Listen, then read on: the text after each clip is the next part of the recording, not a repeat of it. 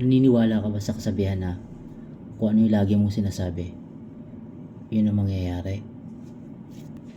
Pag sinabi mong nakakapagod, nakakapagod talaga. Pag sinabi mong hindi mo kaya, mawawalan ka talaga ng gana. Yun yung tinatawag nilang manifesting. Ano nga ba tong manifest na to? Eto, manifest. Eto, makapal. Kaya kita mo si Rico Blanco, kinanta pa niya. O ano nangyari? Sabi niya dun sa kanta niya, pinaya ka ng manghuhula, di na raw tayong magkasamang tatanda. Buti na lang merong langit na nagtatanggol sa pag-ibig. Yun.